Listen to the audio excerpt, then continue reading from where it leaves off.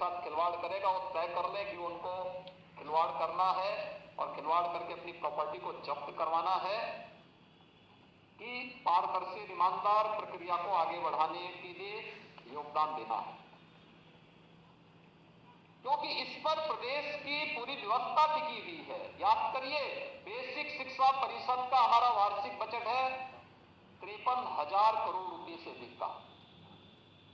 याद करिए, 53,000 करोड़ रुपए से अधिक राशि हम केवल बेसिक शिक्षा परिषद पे खर्च करते हैं। इतनी बड़ी धनराशि एक वर्ष में खर्च होती है, तो आखिर उसका लाभ प्रदेशवासियों को मिलना चाहिए कि नहीं मिलना चाहिए?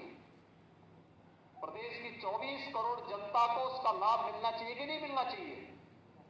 और लाभ इस रूप में मिलना चाहिए कि हमारे बेसिक शिक्षा परिषद के स्कूल भी किसी पब्लिक स्कूल और किसी कॉन्वेंट स्कूल का मुकाबला करते हुए दिखाई दें, और ये महत्वपूर्ण जिम्मेदारी आपके ऊपर है।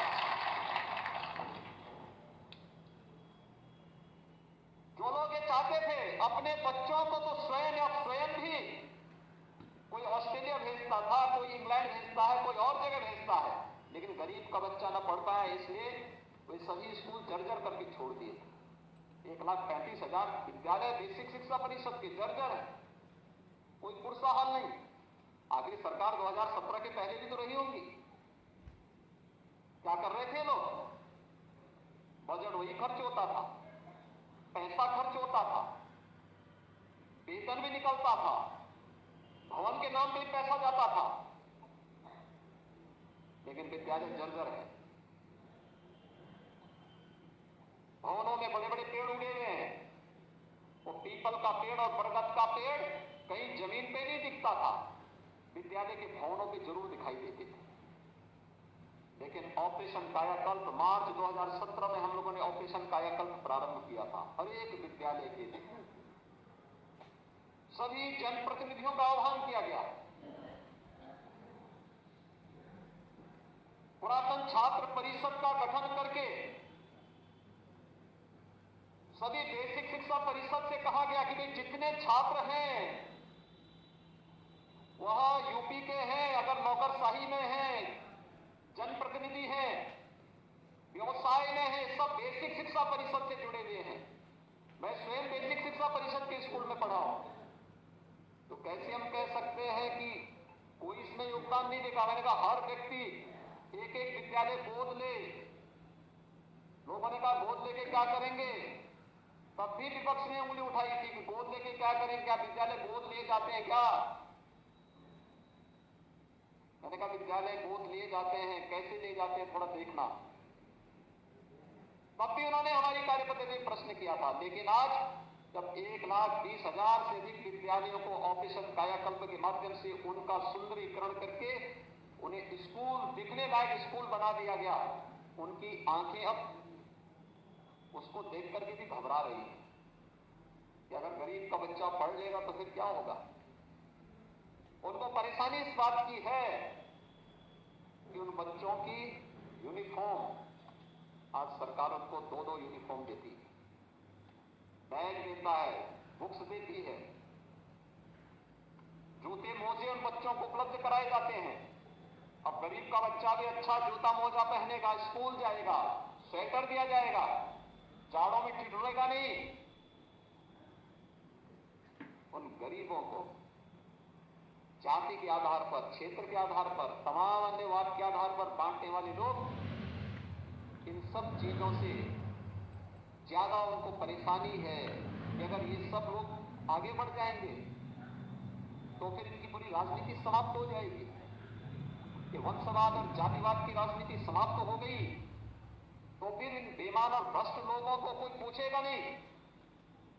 और इसलिए उनकी परेशानी तो इस बात को लेकर के थी कि आखिर ये सब क्यों हो रहा है, और उसको लेकर के उनकी परेशानी हर व्यक्ति समझ सकता है।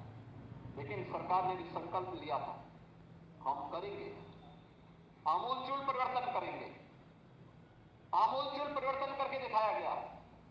अकेले बेसिक शिक्षा परिषद में आज की जो भर्ती की प्रक्रिया, 69,000 शिक्षकों की भर्ती की प्रक्रिया पूरी हो रही है। जिसमें 6,696 को नियुक्ति पत्र आज दिया जा रहा है। इससे पहले सभी लोगों को नियुक्ति पत्र दिया जा चुका है। सत्यापन के साथ उनके वेतन वितरण की कार्रवाई भी उसके साथ प्रारंभ हो जाएगी। और मैं चाहूंगा कि आप जितने भी लोग हैं सभी लोग समयबद्ध ढंग से अपने सत्यापन की कार्रवाई को भी पूरा करें। मानव संपदा पोर्टल के माध्यम से ऑनलाइन पूरी प्रक्रिया को आगे बढ़ा दीजिए। बेसिक शिक्षा परिषद ने तकनीक का उपयोग करते हुए काफी इधर सुधार किया है। उस सुधार के साथ आप सब जुड़ जाएंगे तो मुझे लगता है बेसिक शिक्षा परिषद देश का सबसे बड़ा बेसिक शिक्षा का परिषद तो होगा ही, लेकिन सबसे अधिक छात्र संख्या की दृष्टि से भी सबसे बड़ा परिषद के रूप में यह आगे बढ़ सकता है। और इस पर आप सबको कार्य करने की आवश्यकता है। हम लोग जब 2017 में आए थे तमाम समस्याएं चुनौतियां भी थी,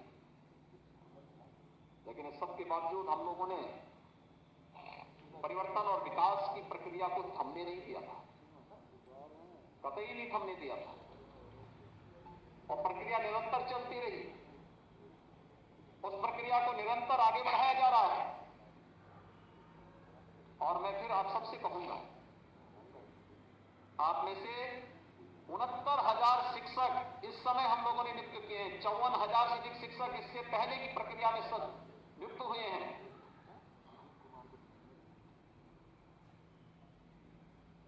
पिछले 15-16 महीनों का जो समय है पूरे देश और दुनिया के लिए अत्यंत संकटग्रस्त रहा है।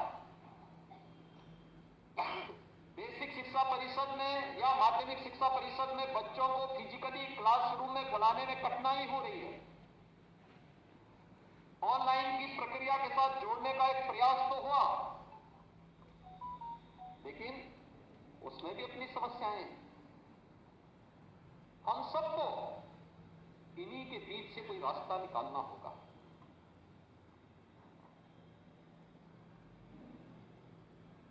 आप सोचिए कि 1,20,000 शिक्षकों की नियुक्ति केवल बेसिक शिक्षा परिषद में हुई है। माध्यमिक शिक्षा परिषद की अलग है, उच्च शिक्षा की अलग है, तकनीकी शिक्षा की अलग है, मेडिकल शिक्षा की अलग है। अगर इन सभी शिक्षाओं के उसको हम एक साथ जोड़ लें तो अकेले शिक्षा विभाग में ही हम लोगों ने 1.5 लाख से अधिक शिक्षकों की तैनाती की है विगत 4.5 वर्ष 4.5 वर्ष के दौरान। 1.5 लाख से अधिक शिक्षकों की भर्ती केवल शिक्षा से जुड़े हुए विभागों में उत्तर प्रदेश के अंदर हुई है और लगभग 4.5 लाख भर्ती की प्रक्रिया की दिशा में हम तेजी के साथ आगे बढ़ रहे हैं। यही नहीं, प्रदेश के अंदर सुरक्षा का एक बेहतर वातावरण भी दिया गया। शिक्षा हमारे लिए मूल था, महत्वपूर्ण था। शिक्षा के बगैर हम किसी प्रकार की परिवर्तन की उम्मीद नहीं कर सकते। लोगों के जीवन में उनकी आशा और उनकी अपेक्षाओं को पूरा करने की कोई उम्मीद नहीं की जा सकती। लेकिन इस सब के बावजूद प्रदेश के अंदर कानून का राज हो, कानून के राज से बहुत सारे लोग घबराते हैं, क्योंकि कानून के राज में होती है तो अवैध संपत्ति अर्जित करने वाले, प्रदेश के अंदर सत्ता के शागिर्द बन करके गरीबों की, व्यापारियों की प्रॉपर्टी को कब्जा करने वाले, सरकारी धन को जबरन आहरित करने वाले, इन सब लोगों की प्रॉपर्टी भी जब्त हो रही है। लोग घबरा रहे हैं, क्योंकि पहले तो बोलते ही थे हम लोग, लेकिन जब हमने कार्रवाई प्रारंभ की 1500 करोड़ रुपए से अधिक की ऐसी संपत्ति हमने जब्त की है, तो फिर परेशानी होने लगी उन लोगों को जिनके गैंग संचालित होते थे। परेशान हो गए लोग। ये कानून का राज प्रदेश में निवेश को आगे बढ़ाने में मदद किया है। प्रदेश लगभग 4 लाख करोड़ रुपए से अधिक का निवेश इस दौरान प्रदेश के अंदर होता है। ये केवल निवेश नहीं, प्रदेश के अंदर रोजगार की सृजन का भी एक माध्यम बना है। 1,61,00,000 से अधिक नौजवानों को केवल इस क्षेत्र में निवेश के माध्यम से हम लोगों ने रोजगार उपलब्ध करवाया है। और प्रदेश तो पहले से बहुत समृद्ध रहा है इस देश के की सूक्ष्म लघु मध्यम उद्यम क्षेत्र में। उत्तर प्रदेश की अपनी उपलब्धियां हैं। उत्तर प्रदेश के हमारे पूर्वज बहुत दूरदर्शी थे और उनकी दूरदर्शिता का परिणाम क्या था कि एमएसएमई सेक्टर में प्रदेश के अंदर जो क्लस्टर बने हुए थे अलग अलग जनपदों में, जिसे हम लोगों ने एक जनपद एक उत्पाद के माध्यम से आगे बढ़ाने का कार्य किया। तो एक जनपद एक उत्पाद की इस कार्रवाई को आगे बढ़ाते हुए जब प्रदेश सरकार ने इस प्रक्रिया को तेजी के साथ आगे बढ़ाया तो उसका परिणाम क्या रहा? प्रदेश तेजी के साथ आगे बढ़ा और उसमें हम लोगों ने स्वरोजगार की संभावनाओं को भी आगे बढ़ाया। 7 लाख से अधिक युवाओं को, हस्तशिल्पियों को, कारीगरों को इसके साथ जुड़ने का अवसर प्राप्त हुआ। सबसे बड़ी आबादी का राज्य, लेकिन जब देश के अंदर सर्वे होता है तो सबसे कम बेरोजगारी वाला राज्य भी उत्तर प्रदेश है। इच्छा शक्ति होनी चाहिए कार्य करने की। आदरणीय प्रधानमंत्री जी बार बार इन्हीं सब बातों को लेकर के जब देश का मार्गदर्शन करते हैं, यही उत्तर प्रदेश है 2017 के पहले हर एक क्षेत्र में पीछे होता था, सब में हर एक में मामले में पीछे होता था। आबादी में सबसे अधिक, लेकिन केंद्र सरकार की योजनाओं को लेकर के या किसी भी अन्य प्रोग्राम में उत्तर प्रदेश सबसे पीछे होता था। लेकिन भाइयों बहनों, अब पिछले 4-4.25 वर्ष के अंदर जो कार्य हुए हैं, उत्तर प्रदेश देश के अंदर हर योजना में आज नंबर 1 या नंबर 2 की लड़ाई लड़ता है, आगे बढ़कर के दिखाई देता है। कोरोना प्रबंधन आपके सामने है। कार्य करने की इच्छा शक्ति होनी चाहिए और मैं आप सबसे ही अपील करूंगा। ये जो 69,000 शिक्षक भर्ती की प्रक्रिया पूरी आज हमारी संपन्न हो रही है और इससे पहले 54,000 की बेसिक शिक्षा परिषद की भर्ती की प्रक्रिया संपन्न हुई है। आप सबके बेसिक शिक्षा परिषद के स्कूलों में जाने के बाद हमारे पास छात्र शिक्षक का जो अनुपात है इसको और बेहतर करने में मदद मिलेगी। आप में से बहुत सारे शिक्षकों को आकांक्षात्मक जनपदों में जाने का अवसर प्राप्त होगा। याद रखना, शुरुआती समय में सिफारिशें मत करवाइएगा और सर्विस काल में सिफारिश करा करके आप पहले ही चरण में अपने होनहार भविष्य को आगे बढ़ाने के लिए स्वयं बाधक मत बनना, क्योंकि आपका एक एक क्षण, एक एक वर्ष आपके लिए नए अनुभव देखने का एक अवसर प्राप्त होगा। जीवन में महानता अर्जित करने के लिए आवश्यक नहीं कि व्यक्ति कोई बड़ा उसमें जाए, ओहदे पे जाए तो ही महानता प्राप्त कर पाएगा। याद रखना, महानता प्राप्त करने के लिए व्यक्ति जब उन लोगों के पास जाएगा जो वास्तव में नीडी है और वहां पर कार्य करेगा, तो वहां पर आपके द्वारा किए जाने वाले प्रयास की वैल्यू होगी, तो उसका मूल्यांकन करेंगे और न केवल वहां का स्थानीय समाज मूल्यांकन करेगा बल्कि देश भी, दुनिया भी मूल्यांकन करेगी, सरकारें मूल्यांकन करेंगी और फिर वो आपकी महानता का रास्ता भी खुलेगा। आज आकांक्षात्मक जनपदों में पिछले 3 वर्ष के दौरान विभिन्न पैरामीटर में उत्तर प्रदेश ने अच्छे लक्ष्य हासिल किए। उसमें शिक्षा भी एक है और शिक्षा के क्षेत्र में क्या क्या कार्य होने हैं एक शिक्षक से बेहतर कोई नहीं जानता। एक शिक्षक के लिए प्रतिदिन जानने का भी अवसर होता है और जानकारी को दूसरे तक पहुंचाने का भी अवसर होता है। हमें से हर व्यक्ति एक छात्र भी है और यह सौभाग्य केवल आपको प्राप्त हुआ है कि आप छात्र के साथ साथ एक शिक्षक के रूप में भी मान्यता प्राप्त कर रहे हैं जो समाज को कुछ दे सकता है। इसलिए देने की सामर्थ्य ईश्वर ने आपको दी है, तो कम से कम उसका बेहतर उपयोग आप जरूर करिए और उस दृष्टि से आप एक बहुत महत्वपूर्ण कार्य के साथ आगे बढ़ रहे हैं और वह भी बेसिक शिक्षा परिषद में। ये न्यू है, समाज की नींव जितनी मजबूत आप कर पाएंगे, जितनी मजबूत आप कर पाएंगे, राष्ट्र एक समृद्धशाली बने, सशक्त बने, उस पर बनने वाले भवन उतना ही समर्थ और शक्तिशाली होगा। और ये बेहतर जिम्मेदारी आप सबको निभानी है। उस जिम्मेदारी के लिए आपका आह्वान करते हुए आपसे मैं एक ही अपील करूंगा कि अगर एक ईमानदारी पूर्ण तरीके से पारदर्शी और सुष्ठापूर्ण भर्ती की प्रक्रिया का पार्ट बने हैं, किसी को भी सिफारिश नहीं करानी पड़ी होगी, किसी से नहीं, सिफारिश की कोई आवश्यकता ही नहीं। रिजर्वेशन के नियमों का पूरा पालन किया गया, हर एक स्तर पर इसका पालन करने का कार्य हुआ और योग्यता के अनुसार हर एक व्यक्ति को यह व्यवस्था के साथ जोड़ा जा रहा है।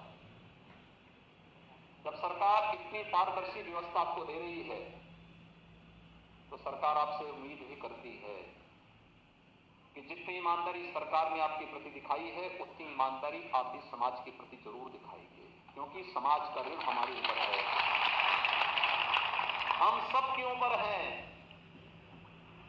हम जितने भी लोग शासन की व्यवस्था के साथ जुड़े हैं, प्रशासनिक व्यवस्था के साथ जुड़े हुए हैं, अपने समाज के इस ऋण से उऋण होने के लिए हमारे पास एक ही माध्यम है, और निष्प्रयास पूरा परिश्रम करना और प्रत्येक नागरिक के जीवन में खुशहाली लाने का भरपूर प्रयास करना। ये प्रयास अगर हम करते हैं तो उसके परिणाम भी आएंगे। 4.25 वर्ष के अंदर जो परिणाम आए हैं ये उसी की देन है। और आप सभी 6,696 शिक्षक आज इससे पहले की भर्ती की प्रक्रिया में 62,000 से अधिक शिक्षकों की भर्ती की प्रक्रिया जो इससे पहले संपन्न हुई है, उनके उससे पहले 54,000 से अधिक शिक्षकों की भर्ती जो हुई है, ये सभी लोग मिलकर के प्रयास करेंगे। बेसिक शिक्षा परिषद अच्छी दिशा में कार्य करेगा। आज आप देखेंगे ऑपरेशन कायाकल्प से हर एक विद्यालय में रंगाई पताई उसकी अच्छी हुई है, उनकी फर्श बन गई है, बाउंड्री वॉल बन चुकी है, खेल का मैदान वहां बनाया जा रहा है, कुछ विद्यालयों में ओपन जिम भी बनाए गए हैं, बालक और बालिकाओं के लिए अलग अलग टॉयलेट बनाए जा चुके हैं, पेयजल की व्यवस्था लगभग 85 से 90% विद्यालयों में पाइप पेयजल स्कीम लागू की जा चुकी है। ये सरकार ने प्रयास किया है। कुछ जगह स्मार्ट क्लासेस बनाए जा रहे हैं। अभी हम लोगों ने स्मार्ट क्लासेस के लिए व्यवस्था की, CSR से, अन्य महानुभावों के सहयोग से, कुछ जगह पब्लिक ने सहयोग किया है, पुरातन छात्र परिषद ने सहयोग किया है। उन सबसे भी कहा जाए स्मार्ट क्लास भी दीजिए और हम उस वहां तक लेके जाएं, क्योंकि बेसिक शिक्षा परिषद में हम इस चीज को देखेंगे कि आपके पास उस तबके के बच्चे आते हैं जिस तबके के बच्चों के लिए सामान्य परिस्थिति में उसके घर में इस प्रकार का वातावरण नहीं होता कि वहां पे लोग पढ़ाई लिखाई के प्रति, बच्चों को आगे बढ़ाने के प्रति बहुत जागरूक हों। ये जिम्मेदारी आपकी है और मैं चाहूंगा कि हर एक शिक्षक कम से कम प्रयास तो करें कि जिस ग्राम पंचायत में होगा उस ग्राम पंचायत के एक एक घर के साथ जुड़े, व्यक्तिगत इंटरेक्शन रखें। आपके पास गांव का पूरा डाटा होना चाहिए, गांव की कुल घर कितने हैं, कुल आबादी कितनी है, कितने सरकारी सेवा में हैं, कितने निजी क्षेत्र में काम करते हैं, कितने किसान हैं, कितने श्रमिक हैं, किस किस तबके के लोग हैं। स्किल मैपिंग जिसको आप कह सकते हैं, इसको आप प्रत्येक गांव का अपने पास डाटा बना करके रख सकते हैं। फिर उन गांव के लोगों में बच्चों की उम्र के हिसाब से आप अपना डाटा एक तैयार कर सकते हैं। कितने ऐसे बच्चे हैं जिनको आंगनबाड़ी में जाना है, कितने ऐसे बच्चे हैं जिनको बेसिक शिक्षा परिषद के स्कूल में आना चाहिए था, नहीं आए हैं, कितने ऐसे बच्चे हैं जो बेसिक शिक्षा स्कूल के बाद उनको आगे जूनियर हाई स्कूल के लिए या आगे की पढ़ाई के लिए अपने स्कूलों में उनका एडमिशन होना था, नहीं हो पाया, क्यों नहीं हो पाया, ये सब डाटा तैयार करना। फिर ग्राम पंचायत के साथ बैठना, जो प्रबंध समिति होगी आपके विद्यालय की, उनके साथ बैठना और बैठ करके तय करना कि ये बच्चे इतने स्कूल नहीं जा रहे हैं, इन बच्चों को स्कूल भेजने की व्यवस्था होनी चाहिए। किसी परिवार के पास ये व्यवस्था नहीं तो गांव के किसी व्यक्ति को तैयार करना कि भाई जैसे इस विद्यालय की कायाकल्प की गई है गोद लेकर के, वैसे इस बच्चे को गोद लेकर के इस बच्चे को स्कूल भेजो, इसकी कॉपी किताब की व्यवस्था, इसकी फीस की व्यवस्था, इसको अच्छी पढ़ाई की व्यवस्था हो सके। और जिन्हें बेसिक शिक्षा परिषद की स्कूल में आना है उन सब बच्चों का डाटा अलग से तैयार करें। स्कूल चलो अभियान के अंतर्गत उन सभी बच्चों का बेसिक शिक्षा परिषद के स्कूल में उनकी नामांकन करवाना, स्कूल में उनको समय पे यूनिफॉर्म मिल सके, बैग बुक्स मिल सके, जूते मोजे स्वेटर